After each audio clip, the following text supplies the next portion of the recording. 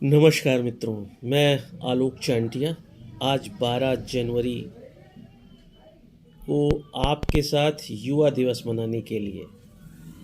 जी हाँ, युवा दिवस यानी एक ऐसे युवा की कहानी लेकर आपके साथ हूँ जो 1863 में माँ भुवनेश्वरी देवी के गर्भ से जन्म लेता है, नरेंद्र नाम पाता है और कालांतर में विवेकानंद होकर स्थापित हो जाता है। हम आप में से कौन नहीं जानता कि युवा की परिभाषा जब चलती है तो वह 45 साल तक चलती है।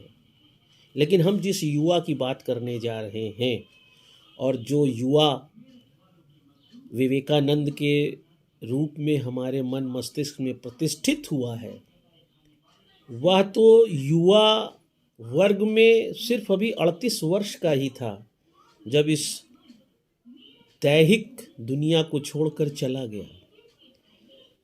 बात करने से पहले आपको इस बात का मनन जरूर करना होगा कि 38 वर्ष में वह युवा 31 रोगों से पीड़ित था, लेकिन फिर भी उसके दिल में अपनी माँ भारती का सपना था। उस युवा दिवस पर जब हम विवेकानंद को विमर्श के लिए आपके साथ रख रहे हैं, आप सिर्फ ये सोचिएगा कि यदि हम में से, मुझे भी मिला लीजिए, किसी भी व्यक्ति को कोई रोग हो जाए, 31 रोग तो बहुत दूर है, 2-3 हो जाए, इलाज न हो पाए, तो हम अपने राज्य को, अपनी सरकार को कितना कोसते हैं। लेकिन क्या कभी कोई दृष्टांत आपने पढ़ा है जब विवेकानंद ने तत्कालीन सरकार को, तत्कालीन व्यवस्था को कोसा हो, अपनी बीमारी को ज़्यादा बढ़ा चढ़ा कर बताया हो कि ऐसा जीवन पाने से क्या फ़ायदा जहाँ एक व्यक्ति का इलाज तक ना हो सके।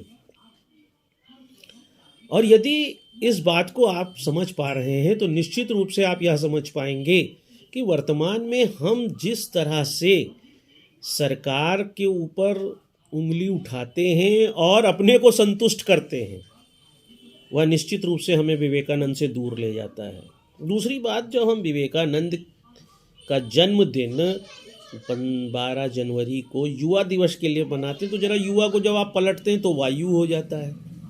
वायु की बात करते हैं तो पवन पुत्र हनुमान आपको याद आने चाहिए। एक युवा हनुमान की शक्ति रखता है। ये हो सकता है कि उसके अंदर शक्तियों में भिन्नता हो, लेकिन प्रत्येक व्यक्ति में कुछ न कुछ शक्ति है और वही शक्ति उसका हनुमान है। यह हो गई एक पौराणिक या धर्म की बात। यदि आप विज्ञान के तर्क पे वायु को परिभाषित करें तो हम सभी सहित पेड़ पौधे, जीव जंतु, कीड़े मकोड़े और पृथ्वी पर जीवन तभी है जब वायु है। और वायु यदि मंद गति से बह रही है तो मलय समीर सी लगती है, गर्मी में हमें अच्छी नींद दे देती है। यही वायु बहुत तेज चलने लगती तो हम अंधड़ कहते हैं, और तेज चलती तो हम उसे आंधी कहते हैं, और तेज चलती है तो हम उसे बवंडर कहते हैं। एक ही वायु के अंदर कितने रूप छुपे हुए हैं। क्या विवेकानंद का जन्मदिन मनाते समय हम इस बात को महसूस कर पा रहा है? क्या एक युवा ये महसूस कर पा रहा है कि उसके अंदर भी शक्ति के कितने स्रोत हैं? और एक चीज़ आपको स्पष्ट कर दूं कि वायु के जितने भी रूप हम आपको बता रहे हैं, सभी से प्रकृति का संतुलन ही होता है, एक सकारात्मक प्रयास है। आंधी आने का तात्पर्य है कि जो एक विचलन वायु के दबाव में हुआ उसको सामान्य करना है। तो क्या युवा अपने अंदर की ऊर्जा को उस बवंडर के सापेक्ष, आंधी के सापेक्ष सकारात्मक रूप से आज अपने देश, अपने भारत, अपनी माँ भारती के लिए समझ पा रहा है? यदि नहीं समझ पा रहा है तो आप कैसे समझ रहे हैं कि आप विवेकानंद का जन्मदिन मना रहे हैं, आप युवा दिवस को जान रहे हैं? निश्चित रूप से जैसा कि 1882 में भारतेंद्र हरिश्चंद्र ने बलिया जिले के दादरी मेले में कहा था कि हम सभी भारतीय जो हैं वो रेल के डिब्बे की तरह हो गए हैं, कोई इंजन मिल गया तो उसके पीछे भागे। आज की राजनीति की ऐसी कुछ परंपरा हो गई है कि हम कुछ अपने मन से नहीं सोचते कि कौन सा युवा दिवस, कौन सा मातृ दिवस, कहाँ की भारत माता। हमें देखना है कि हमारा नेता क्या कह रहा है। अगर नेता कह रहा है तो हम बस केवल अनुगामी बनना जानते हैं। हम यह नहीं सोचते हैं कि इसके पीछे हम क्या कर सकते हैं। हम रविन्द्रनाथ टैगोर की बात एकला चलो की करते हैं, लेकिन एक अकेला होने पर आप अपने को कितना प्रतंत्र पाते हैं, कितना असहाय पाते हैं, और ये पाते हैं कि अब आपका जीवन समाप्त है क्योंकि आपके साथ ही कोई नहीं खड़ा है।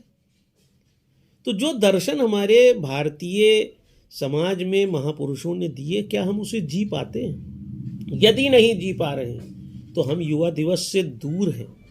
और उससे सबसे बड़ी बात जो मैं आज के दिन आपसे कहना चाहता हूं वह यह है कि एक ऐसा व्यक्ति जिसने अपनी बहनों की मृत्यु देखी है, अपने पिता की मृत्यु देखी है, कभी संपन्नता का एक विशाल सागर देखा है, फिर विपन्नता की गहराई देखी है, माँ को अपनी नानी के यहाँ रखता है, भुवनेश्वरी देवी का खर्चा चल सके, एक बेटे की तड़प देखिए कि उसकी माँ का खर्चा चले, इसलिए वो राजा खेतड़ी से निवेदन करता है कि मेरी माँ को वह हर महीने नियत समय पर पैसा दे दिया करे। और यही बच्चा, यही युवा जब व्यथित होकर ऐसा महसूस करता है कि आज पैसे के कारण ही उसका घर छिन्न भिन्न हो गया, पैसा होता तो वो क्या नहीं कर सकता था, वह नौकरी की तलाश में निकलता है, और नौकरी की तलाश से पहले वह चाहता है, जैसे कि हम सभी कहते हैं, कि वह भगवान मिल जाए तो उससे पूछेंगे कि आखिर उन्होंने उसके साथ ऐसा क्यों किया। वह एक नहीं 39 गुरुओं के पास पहुंचता है, पूछता है कि क्या आपने भगवान देखा। लेकिन जब 40वें गुरु के पास पहुंचता है, जिनका नाम रामकृष्ण परमहंस है, और उनसे भी पूछता है कि क्या आपने भगवान को देखा, तो गुरु कहता है तुम कब देखना चाहते हो। उस नरेंद्र को लगता है कि बस मैं अपना गुरु पा गया। गुरु पूछते हैं तुम चाहते क्या हो, कहता है मेरे घर में ऐसा ऐसा हुआ, मुझे नौकरी चाहिए। वो कहते हैं जाओ अंदर मांग लो, माँ अंदर हैं। नरेंद्र अंदर जाते हैं, बाहर आते हैं, गुरु पूछता है मांगा, उन्होंने कहा नहीं, जब मांगने की बारी आई तो मैंने कहा मुझे ज्ञान चाहिए। ऐसे करके 3 बार वो भेजते हैं और तीनों बार नरेंद्र ज्ञान ही मांगते हैं। तब परमहंस समझते हैं कि यह बच्चा कोई विलक्षण प्रतिभा का है। मैं इस बात को यहीं विराम देकर आपसे पूछता हूं, जब आपको नौकरी की ज़रूरत है और जिस तरह का हाहाकार हम लोग मचा रहे हैं कि बेरोजगारी फैल रही है, लोगों के घर त्राही त्राही है, गरीबी फैल रही है, क्या उस विवेकानंद की तरह नैतिक साहस करके हम ज्ञान की तरफ बढ़ सकते हैं? क्या तमसो मा ज्योतिर्गमय का नारा देने में हम समर्थ हैं? और यदि नहीं है तो फिर विवेकानंद का वह दर्शन धूमिल हो रहा है और हम सतही रूप से विवेकानंद के दर्शन को मना रहे हैं, क्योंकि विवेकानंद की तरह हम जी ही नहीं सकते। हमें ज्ञान नहीं चाहिए, हमें एक अपने अंतर आत्मा को समझने वाला वह दृष्टिकोण नहीं चाहिए, हमें सिर्फ रोटी चाहिए। तो रोटी तो एक प्राणी भी चाहता है, कीड़ा मकोड़ा भी चाहता है। और जब आपको यह बात समझ में आएगी कि रोटी की बात केवल मनुष्य नहीं करता है, सभी करते हैं। मनुष्य तो अंतरात्मा की बात करता है, दर्शन की बात करता है, ज्ञान की बात करता है, और उसमें यदि आप अपने को पिछड़ा पाते हैं तो निश्चित रूप से आप विवेकानंद से बहुत दूर खड़े हैं। और आज इसी बात को युवा दिवस पे समझने की ज़रूरत है कि क्या आप माँ भारती के लिए ज्ञान का विस्तार कर पा रहे हैं? क्या उस ज्ञान के विस्तार में आपके अंदर से उस मूल घरेलू नाम से उठकर कोई अच्युतानंद, विवेकानंद, श्रद्धानंद निकल रहा है? यदि नहीं निकल रहा है तो आप अपने देश से भी दूर खड़े हैं।